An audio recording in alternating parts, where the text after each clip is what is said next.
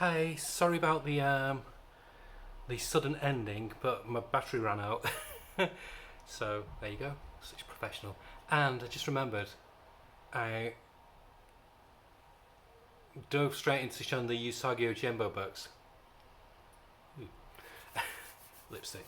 Um, I dove into showing the Usagi Jimbo books, and I forgot to show some of the books out next to it. I think it might show a bit of it, so you might have worked out what they were, but I'll show those, and then I will show the bottom shelf here. And apologies for looking like a reject from Ghost World, the movie, but my fringe was really doing my head in and I was getting really sweaty and it didn't look good, it didn't feel good, so hence Nerd Girl. So let's have a look. So next to Usagi we have The World of Adina by Mobius.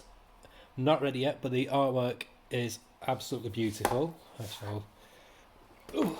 As you can see with the cover.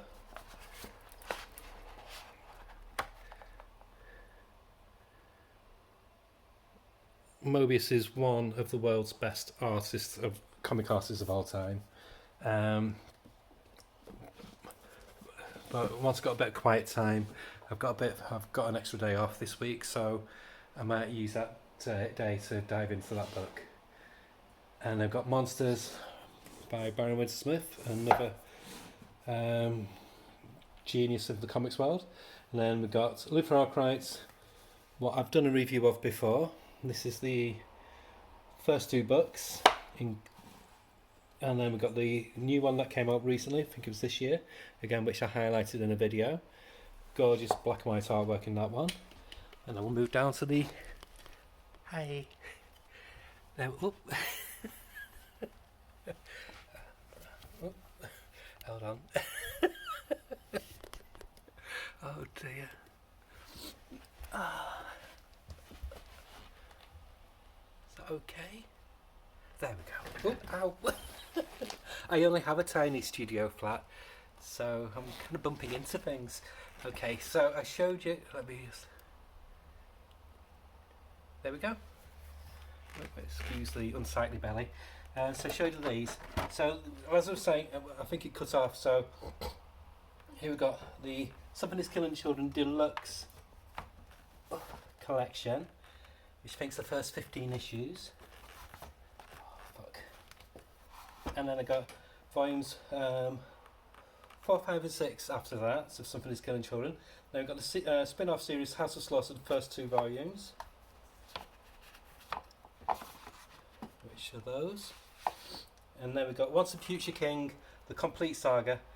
I loved that series, but I felt like it could have gone on for another 6 issues. It felt like a very sudden ending. I just felt like it was rushed. I don't know if it's because Dan Mora was doing more stuff for DC, and because of Kieran Gillen having obligations with Marvel, but it just felt very truncated, the last issue.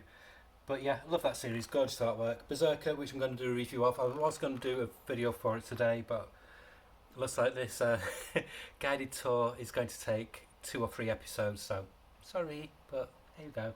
So you're just going to have to see my ugly mug and listen to my horrible camp Mancunian voice for this. And then we've got Grimm 1 and 2. This is from Stephanie Phillips. I've not read this yet. I've read the first few issues in comic form, and I enjoyed it, so that's why I opted for with Boom. I'm just getting the collector's editions because they're quite reasonable price. And my local comic shop, big shout out to Travelling Man, they do 3 for 2 on Boom and Viz Manga and Panini, which is the UK collector's editions of Marvel comics, which I mentioned earlier. So it works out cheaper for me. And then Briar, which was a really nice comic. Proxy Valley Road from Grant Morrison. I wasn't that. I was okay. I kind of liked it, and I didn't at the same time. It just felt a bit meh. And I'm a huge Grant Morrison fan. Layla Starr, I'm not ready yet. To be truthful, I'm a bit intimidated by it, which is unusual because I'm a big Ram V fan. Ram V.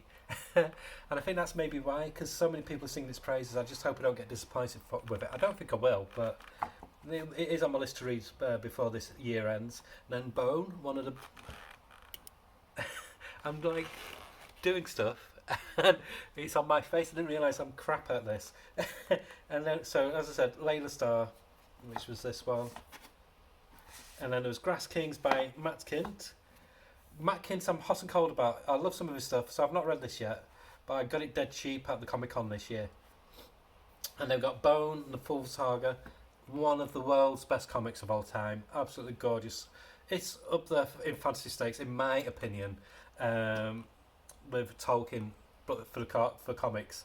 It is just so, so good. And then the spin-off, Rose, which is lovely Charles Vess artwork. Beautiful, beautiful story. Really nice, sweet story. And then some Star Trek graphic novels, which are the Eagle Moss hardback collections. And then we've got Enigma from Dark Horse by Pete Milligan and Duncan Fegredo. Really nice revisionist superhero comic dealing with sexuality and identity. And then The Paybacks by Donny Cates. Heard a lot about it. Got it this week for the grand price of $5.99 when it should be, in the UK money, it should be $22.99. Then Grendel by Matt Wagner versus the Shadow. Electric Sublime, which was the first comic by the creator of Ice Cream Man. And then the Tower Chronicles by Simon Bisley and Matt Wagner writing. Not read it yet. Artwork looks very different to Simon Bisley's normal artwork. I think he's got an inker on him.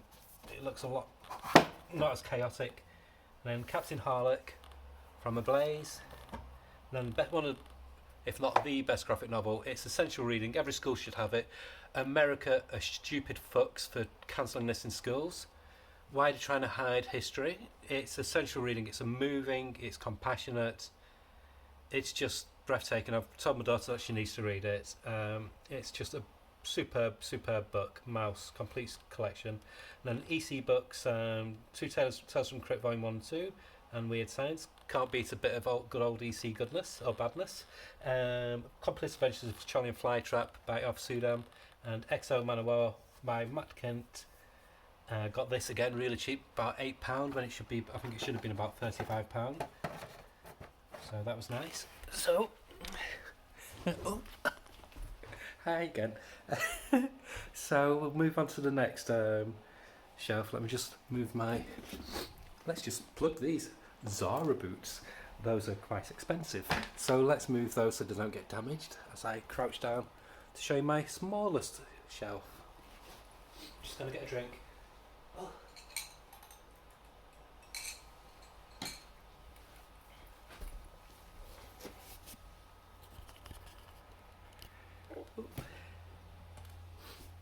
Hi. Oh, there we go. So we're coming on to the. This is only a 2 shelf of one. It's one I got it this small because it just fits perfectly in front of my radiator. So as you can see, giving a bit of love to Doctor Who. I'm a total Doctor Who fangirl. Got all the new incarnations of Doctor Who from Chris Eccleston onwards on permanent download from Amazon. I did have them in physical format, but I just like downloads. So I've got 2 Daleks and really nice figurine of David Tennant, even though he's not my favourite Doctor, but I got it really cheap, so I like Matt Smith. They've got my 2000 AD Judge Dredd collections, so all the way to volume 15. These are a really nice collection. If you've seen Near Mint Condition, Omar has done quite a few overviews of these books, and they are really fun read. It's prime early Judge Dredd, good punk rock sci-fi. Then my favourite 2000 AD character is Johnny Alpha. It's John Team Dog. This is gorgeous Collister Square artwork. Bounty hunting, mutant bounty hunters. It deals with questions of prejudice and adventure. One of the best comic stories they did. They traveled back in time and hunted. They were out to capture or kill Hitler. I don't think they could do that. This baffles me how people defend Nazis' rights now. Crazy. Let's punch a Nazi. But yeah, so it's really good fun. Yeah, Strontium Dog, he's one of my all-time favourite comic characters from any company. And I hear rumours he is coming back again, so really happy about that. And then we've got a classic British comic. I've not read it yet, but the artwork is to die for. Can that get any more camp to die for? So that's Carl the Viking, and it's drawn by Don Lawrence, who did a classic English comic which was huge in Europe, The Trigon Empire. And the artwork is just gorgeous black and white fantasy artwork. And the next volume, which I've not got yet, is written by Michael Moorcock. So it is on my bucket list. I've got a gorgeous Battle collection. Battle was a comic that came out around the time of a few years before 2000 AD, and is more war based. I didn't really appreciate it at the time because I was very science fiction heavy as a child, but now I really enjoy them. And this was one of the bigger strips, The Sarge. Lovely, lovely hardback, and the artwork is just beautiful by Mike Weston. American war comics are very, especially ones from that period, the 70s and 80s, are very patriotic, very OTT, but Battle didn't do that. They took away the glamour. And then if we look on the bottom shelf,